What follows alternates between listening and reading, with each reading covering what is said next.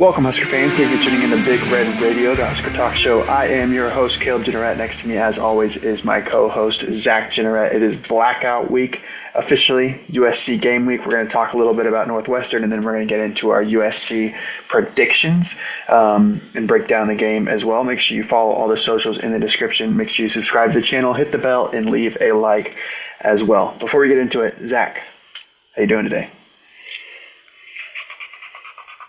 Doing well, bowl eligible. I know that's obviously not, the goal. But it's back-to-back years of being bowl eligible since, I don't know the exact stat. I'm sure it's out there somewhere. But yeah, I think there's a couple things to pull away from the Northwestern game that are really good that we'll talk about. But yeah, a couple things to improve. In a much better spot, though, than we have been in recent history. So, can't complain. Yeah, absolutely. And I think, we'll touch on it a little bit before we get into it. I think that a lot of the fans are upset about the way it looks. And I know a lot of the feedback is just like, you would rather win ugly than lose pretty, right? And that's been said so many different times. But I think what Matt Rhule says all the time is very true. Like, the rosters in college football are squeezing together. Like, the top is worse and the bottom is better. Like, there's truly way more parity in college football, especially in a league like the Big Ten. Like, Northwestern is now 5-3. They've beaten a Penn State team that barely lost to Iowa in Iowa, and we just saw what Iowa did in Minnesota. So I think there's a lot of really good teams in the Big Ten. I think Nebraska could have even won that game by more. I think there was a few plays that swung that first down that got called a first down that definitely wasn't a first down. If that doesn't happen, who knows what that game looks like? That could be a three-score lead developing in front of us. So I'm just glad we won and moving on to the next game. But yeah, let's get to the Northwestern game. We'll give one positive, one negative. We'll start with the positive. My biggest positive from the Northwestern game, and it's not like I didn't know it was a positive going into it, but it's just so much more of a positive. It's Emmett Johnson. I truly think he's one of the best running backs in the Big Ten. Depending on how you look, one of the best running backs in the country. He leads the country in all-purpose yards at this point. I think the only player with over 1,000 all-purpose yards in the country is what Matt Rhule said today. He's a difference maker. Like, we knew he was shifty. We knew he could make guys miss. What I don't think a lot of people knew, definitely not me, was how powerful he runs. Like, he runs so hard. And, he's a lot like Lamar Jackson, where you never get a real clean hit on him. Like, when you tackle him, it's like you clip him on the side and he goes down. You never get just like that solid, like, right on. So I think, people that are worried about how many carries he's getting, how he might be getting up to getting injured, knock on wood, obviously. But I think just his running style really prevents that from happening. So that's my biggest positive coming out is Emmett Johnson. Yeah, my positive is just that this team found a way to win when it mattered. And found a way to make plays when they needed to. I know I talked about it, definitely Minnesota game, going into it and after it, how big crucial third downs, big crucial downs, offense and defense. It seemed like we just couldn't find a way to either make the stop or make the play. Obviously, offense found a way to go down and make the plays to win this game, and then defense also found a way to get the stops to go ahead and win this game. And I truly think, and I know there's some people saying it, I think if Northwestern scores that, I think they go for two. Like, I don't think they wanted to go into overtime with us. Like, right. I think if they had the chance to win, I think they're going for it. And so, to not give them that opportunity is really good. And I think if you can continue on, with that this week, then I think it's going to be a recipe for success. I've told everyone I don't care how we win anymore, because Northwestern's a good team. Like, from here on out, we won't play a bad team, right? Like, Northwestern team, USC is obviously a good team. UCLA, like, they can be a very good team. They've beat good teams. They beat a Maryland team that I think is pretty solid. They beat a Michigan State team that has some weapons. Obviously, a very good Penn State team at the time. And then just took a rough loss to, I mean, one of the best teams in the country. But yeah, UCLA, then obviously Penn State, who is still a very talented team, and Iowa, who a lot of people think should be ranked as well. And so I don't care how we win. All I care is that you walk out with a win. I don't care if it's 7-0. I don't care if it's 56-52. Like, I don't care how it happens as long as you walk out of there with a win. Yeah, absolutely. And my biggest negative is something that I really thought was going to be a strength coming into this year, and it's Dylan Raiola's decision making at times. Like, normally he makes great decisions, and you can see pre-snap he most of the time chooses the right play and knows where the play needs to go. But then there's also some times where he just, like, I don't know if he doesn't see the guy or if he just, trusts his arm too much, maybe. I don't know. It's just weird. He throws these weird interceptions, and it happened again on Saturday. Like, threw it right to the linebacker. Like, I truly think he's a really, really good quarterback, and he does so many things well. But then just one or two times a game, he just, for some reason, just makes a complete miss, just a miss throw. And it's not like he's making these bad throws that are picked off. It's like he's throwing right to the defender. So it just doesn't make a lot of sense to me. He needs to get that cleaned up, especially, we'll talk about it going into this game.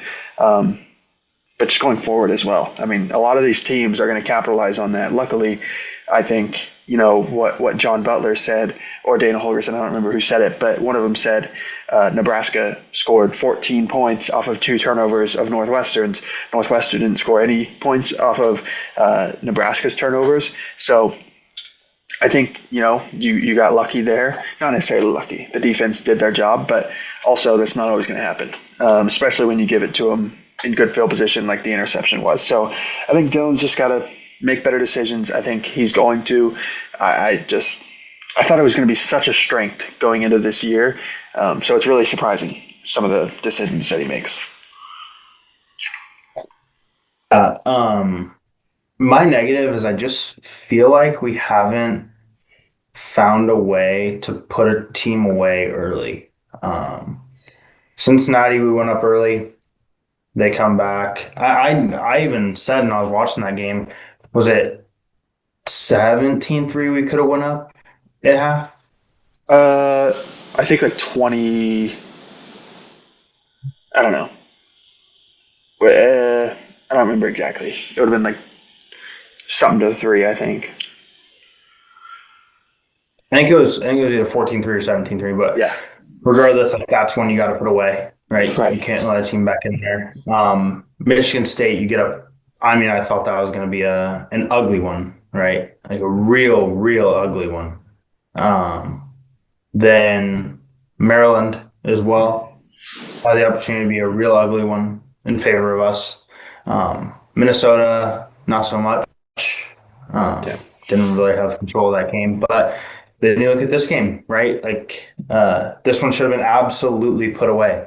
And, I'll talk about it a little more, but USC is prone to getting down early in games like this where they have to travel across 2 time zones, come in the cold, play in November. If you get the chance, like, this is a team that you have to absolutely put away, or else they will claw back and they will beat you and you won't get the chance. Iowa down the road is another one that you have to put away early or they will claw back. They do it every single year. I would say out of the last 9 that they've won, I would say probably 3 or 4, we were leading in a spot to win the game. You think of last year, absolutely. You think of the year before that, for sure. Year before that, we won. But it just seems like every year, like, all these games, that's one thing that we haven't seemed to fix yet is you have to put away a team early. Yeah, absolutely. So getting into the USC game, Zach touched on it a little bit. I do want to mention the biggest stat, and I tweeted it out. USC is a very different team at home versus on the road. And Zach mentioned the 2 time zones. I didn't look too far into that, but just home and road splits. Since 2024, so since the beginning of last season, at home, USC is averaging 43 points per game. They're 8-2. On the road, they're averaging 25 points per game, and they're 2-6. And obviously, Nebraska plays host to USC this weekend. And even just in 2025, at home, they're 4-0, averaging 52 points per game. On the road, they're 1-2, averaging 29 points per game. So I think this is truly a team that is so much different, or has been so much different, at home versus on the road. And I think you need to take advantage of it, like Zach just said. So, Zach, you got anything before we get to our keys to the game? Anything more on that? So he's 0-7 when traveling across 2 time zones. So that's the stat. He's done it 7 times with USC. He's 0-7. I'm not a huge fan of that, like saying that, because it seems like every time we bring up one of those stats with us, it just seems like, and now they're 1-7, Right.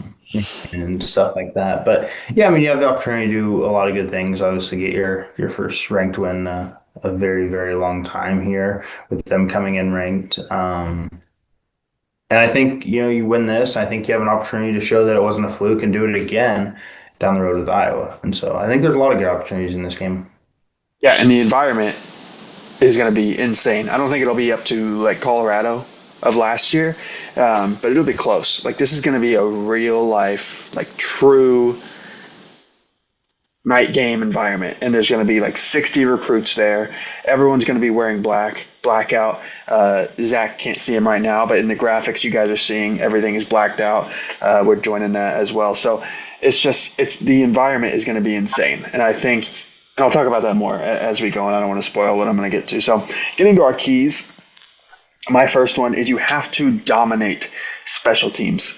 USC has the worst kickoff team statistically in the Big Ten, 129th nationally. Nebraska is the best return team in the Big Ten. You have to take advantage of that. Take one back, but at worst, just get the ball to the 30, to the 40, even past the 50. Your chances to score go up a lot. And then also USC is bottom 5 in the Big Ten in return average. Nebraska right outside the top 5 in the conference in return average against. So you just need to dominate these things. I truly think Nebraska has one of the best special teams units in the country. Like, they have just dominated every single game. I don't think there's been a single game that they've had where they have lost a special teams battle. Like, field goal operation has been clean. Punts have been perfect. Punt returns have been amazing. Kick returns, obviously, we have the best, one of the best kick returners in the country. Definitely in the Big Ten. We have a good kickoff unit as well. Everybody needs to do their job. Everybody needs to feed off the energy, because I think some of those big plays that you can see happen, turnovers or just momentum shifts, can happen in special teams, whether it's a kick return or you get them to muff a punt, you recover it. Like, that's a huge momentum shift.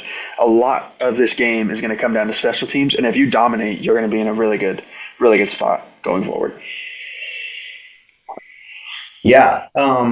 My first key to the game is one I just touched on. It is going to be the, putting a team away early. I absolutely think, I don't know, there's something about just like, I feel like if Nebraska comes out on a first drive this year and doesn't score, I'm almost shocked.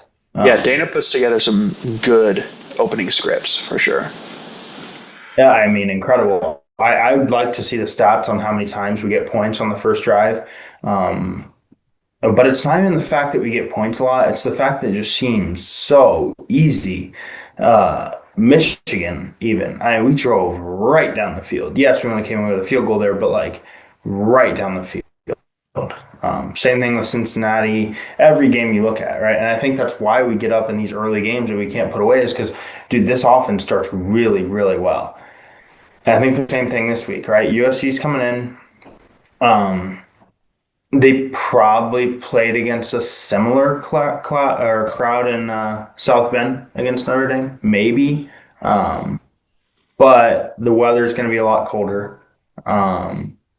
I think it's just going to be different overall. and I don't think they've played in quite this environment yet. So they're gonna be a little shocked, I think. I think we come out, I think we get a little lead. Maybe we go up like 10-0 or something. If you do go up 10-0, you have to put this game away, right? Like you have to go up 17-3. You have to do something big like that to where they have to fight and claw to come back in this game, and where you can kind of play a little more conservative, hold the ball a little longer, with Emmett Johnson and kind of that RPO game and run some of that clock down. But yeah, you get up early, you got to put a game. Absolutely. All right, before we get to our second key of the game, obviously you just saw Zach did a quick wardrobe change. Just didn't want to surprise anyone. It is still the same night. It's been like 5 minutes since we took a quick break. So Zach just wanted to get in the blackout spirit. My second key to the game is you have to dominate time of possession. You have to convert third downs. No dumb penalties. You cannot have the unnecessary roughness. Like last week, we had a couple of those. You have to win third downs on defense. You have to get them off the field. You have to execute on first and second down as an offense so you can easily convert on third down as well. Mainly, the reason you have to dominate time of possession is you have to keep USC's offense off the field. And it kind of ties into my next key of the game, which I'll get into next. But really controlling the game, and Dana said it a little bit in his press conference today, is going to be the biggest factor. One of the biggest factors in this game, getting the run game going early with Emmett, because this is a defense that you can run on. So getting Emmett going early, keeping the ball, keeping time possession, keeping their offense off the field, and then even better, as I said, winning on third down on defense. If you get them off the field quick, get another really long drive, that is demoralizing, and that can help you with the environment as well. That can really juice up the fan base. So yeah, I think dominating time possession. If this is a game that USC has the ball most of it, they're going to win easily. So Nebraska really needs to hold on to the ball. And actually, last week, wanted to shout out Nebraska. They, I think, are the first team this season to beat Northwestern in time of possession. They only did it by a minute, but that's something Nebraska has done really well this year. So you need to keep that going in this game to win. Yeah, I think my second key is just going to be pretty simple. Just someone to decide to step up and make a tackle. I don't like to say that the run defense is bad, because if you look at Northwestern's long run, it's not like we weren't in the right positions.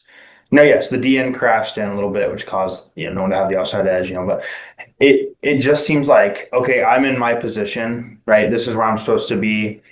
Someone's going to tackle him, right? And that seems to be the idea of everyone. Well, when everyone thinks someone's going to tackle him, well, then nobody does. And then, it seems like all the time we have them bottled up. And then I think it happened 3 or 4 times against Northwestern and multiple times against Michigan as well. We have these guys bottled up, and then out of nowhere, they break off these 50, 60-yard runs. And so you can't be letting them do that. Yeah, and my final key to the game kind of ties into that as well. You have to limit explosives. No team in the Big Ten averages more yards per attempt in the passing game than USC. USC, although being bottom 3 in rushing attempts in the Big Ten, they're second in yards per carry. King Miller, who is actually their third string running back, but going to be their starting running back in this game, is averaging over 8 yards per carry. He averaged 9 against Michigan. So out of the top 10 in yards per reception in the Big Ten as well, 3 are USC receivers.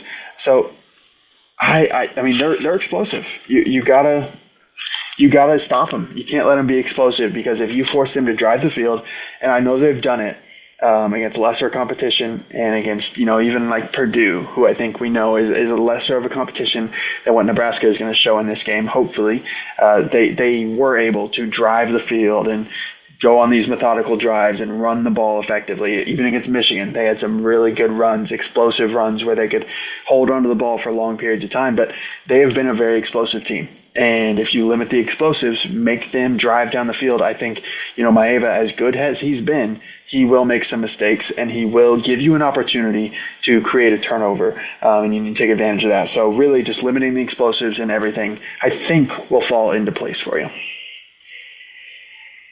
Yeah, my final one is going to be I think getting after the quarterback is going to be huge in this game. Obviously, Jordan Love is a really good quarterback. He's not necessarily I don't know if I consider him like a dual threat, but he's very mobile, right? Mhm. So I don't know who to really compare him to. Maybe Aiden Childs that we played earlier with Michigan State. Might be a little faster. I think Child is probably faster. I think probably a Well, good faster. comparison would He's be not like Brendan Sorsby, right? right. And Malik Washington and from things like that. But he's Maryland mobile. is probably a He's a quarterback that can evade pressure. right. You have to be able to get after him, and because if you let him extend plays, no matter how good your secondary is, no one's secondary can really efficiently always defend on like scramble drill, right? Because Yeah. you have no idea. Once the receiver gets behind you, scramble drill happens. You don't know if he's at your left, he's at your right,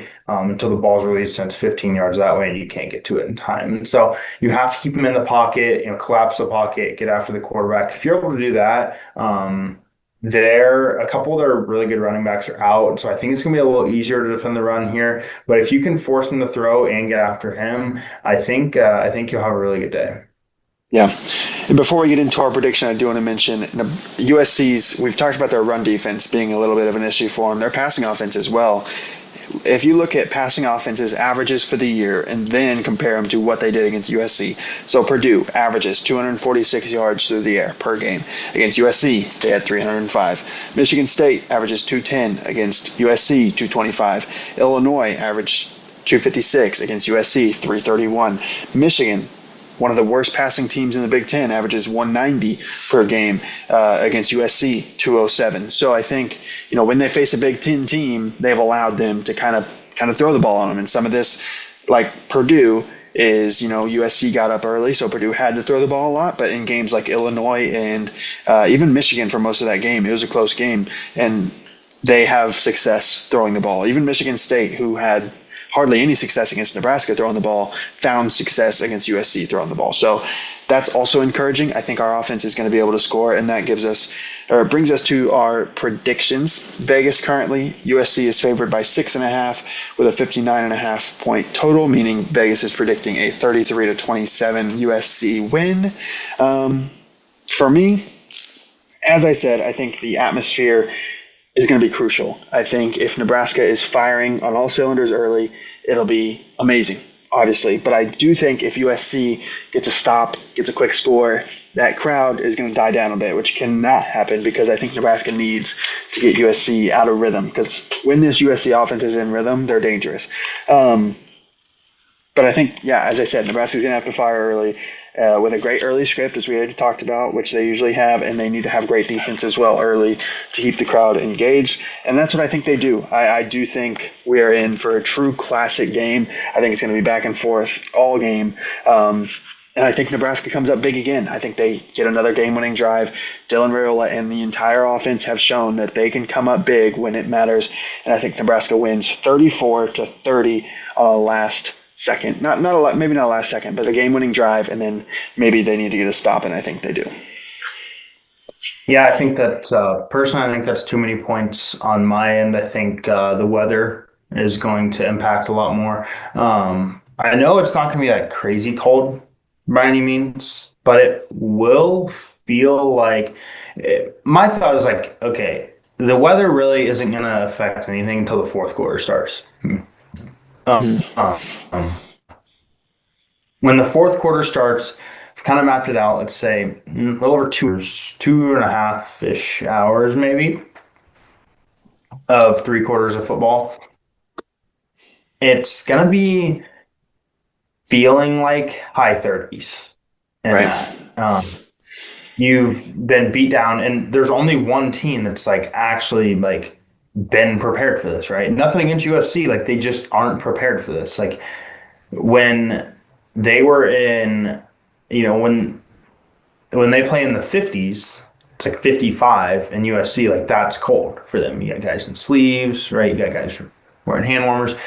55, everyone, in the Midwest area knows 55 versus like 35 is vastly different. Like vastly different. And so I do think it's too many points. I think it's going to be a game that's won on the ground. I think Nebraska does win, though. It's going to be 27-24. Yeah, so pretty good games. My game would go over. Zach's would go under, obviously.